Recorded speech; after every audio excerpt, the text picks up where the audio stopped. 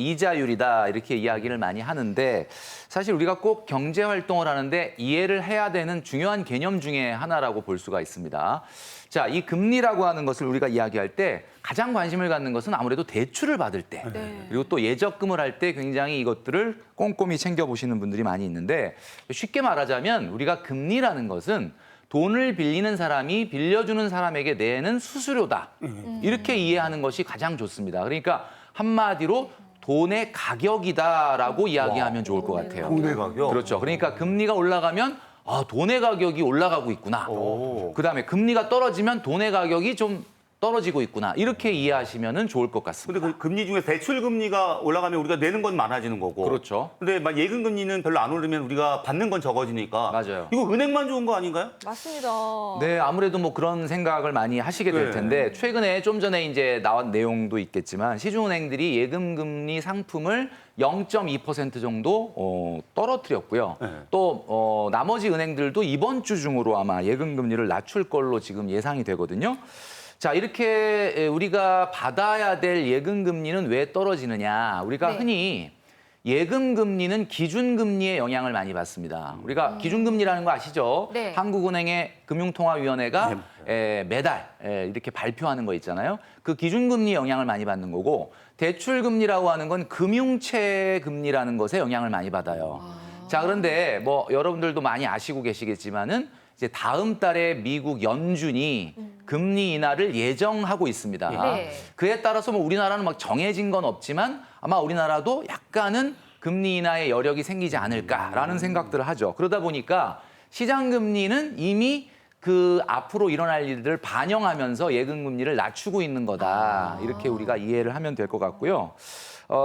대출 금리는 근데 왜 오르느냐 이렇게 네. 이제 궁금해하시는 분들이 많이 있는데 대출 금리는 지금 변동금리를 기준으로 시장의 이런 분위기를 역행을 하고 있어요.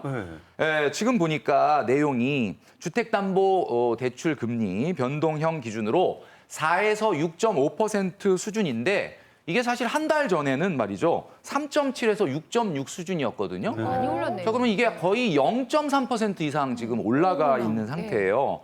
자, 이런 현상들이 왜 발생을 하느냐. 최근에 지난주에 있었던 뭐 주식 시장의 조정 그리고 또 최근에 이제 서울 아파트 같은 경우는 굉장히 좀 많이 올라가고 있지 않습니까? 그러다 보니까 이렇게 위험 자산으로 좀 급격하게 돈을 좀 옮기려고 하는 그런 자금의 수요들이 몰리면서 사실은 올라가는 부분도 있고요. 또 하나는 이렇게 부동산 경기가 조금 약간 들썩들썩할 것 같으니까 우리가 금융당국이 은행에게 대출을 좀 규제해라.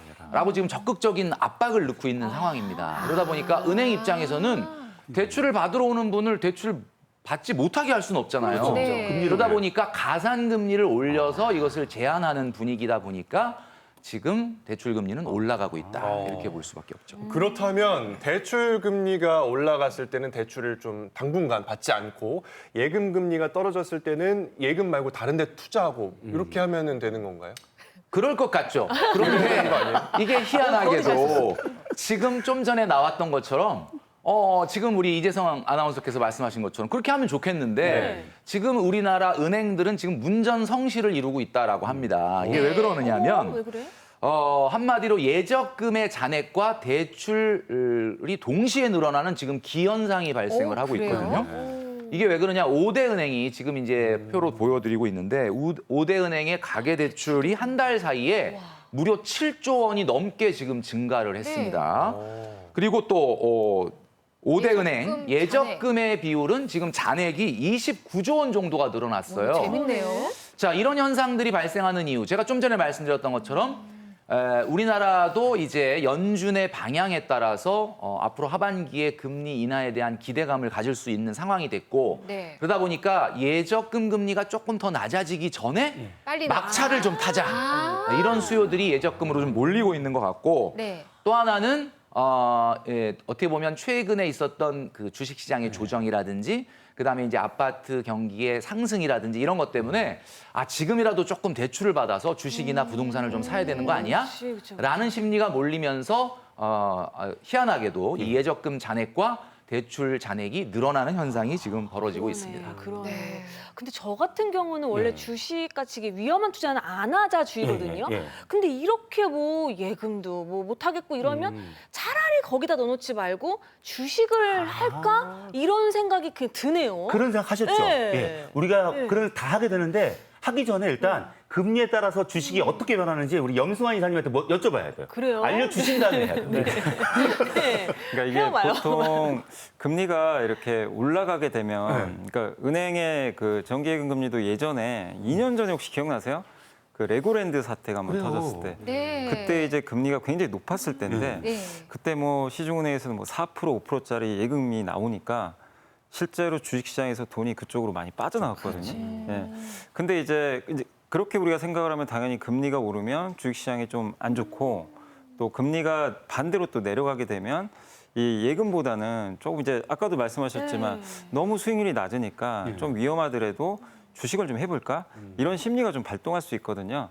이제 그러다 보니까 보통 금리가 내려가면 주식시장으로 돈이 좀 빠져나가는. 그러니까 실제로 지금 최근에 금리가 좀 많이 떨어졌죠. 과거보다 좀 떨어지다 보니까 그런 상황에서 주식시장으로 돈들이 조금씩은 들어오고 있어요. 근데 그건 맞는데 우리가 또 생각해야 될 게 이 세상에 그 정말 고정된 법칙은 없어요.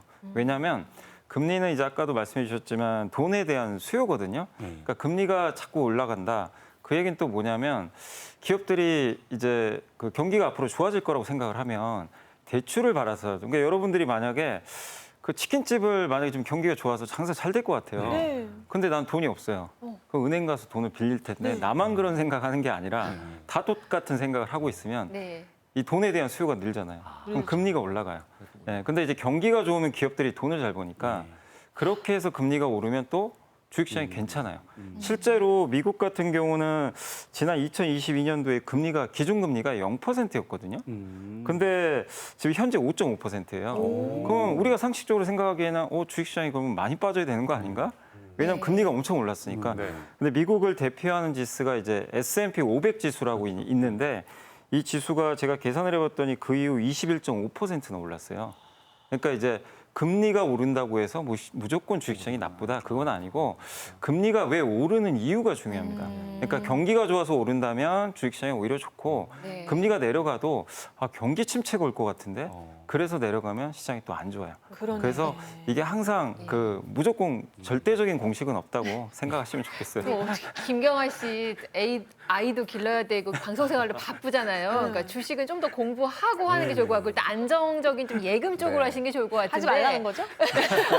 좀 그럴 때는 그럼 어떤 예금을 추천하실 수 있을까요? 이렇게 막 금리가 떨어질 때는. 네, 금리가 사실 오르거나 떨어지는 거에서 상품에 대한 어떤 영향을 많이 받는 건 사실인데 제가 생각할 때는 우리 월급을 받거나 이제 사업 소득이 생겼을 때 가장 관리가 어려운 것이 뭐냐면 이 자투리 돈이에요. 네.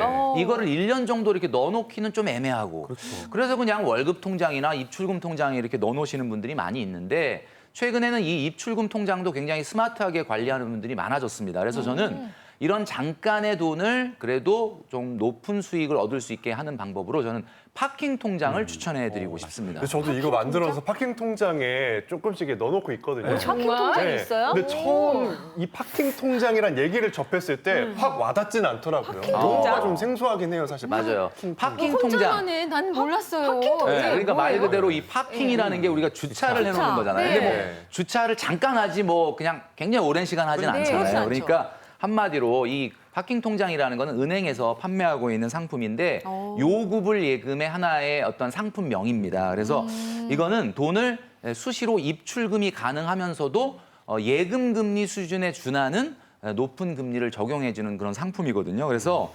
실제 예적금에 대한 어떤 이런 금리 변동이 심한 시기에 많은 분들이 이거를 주식을 해야 될지 예금을 해야 될지 그리고 또 이게 또 조금 있으면 또 어디다 써야 될 경우가 있잖아요. 그렇죠. 그런 경우에 그냥 에이 모르겠다 그러고 입출금 통장에 넣어놓으면 그 사실은 이자가 안 붙거든요. 안 붙죠. 네, 그렇기 때문에 이런 경우에는 어떻게 보면 이자율로도 좀 쏠쏠한 재미를 볼 수 있는 파킹 통장. 최근에는 은행들이 대부분 다 출시하고 있고 저축은행들도 지금 금리에 준하는 수준에서 이 파킹 통장을 출시하고 있으니까 여러분들 잠깐의 돈이라 하더라도 돈이 일할 수 있도록 파킹 통장을 한번 활용해 보시면 좋겠다라는 네. 생각이 듭니다. 방송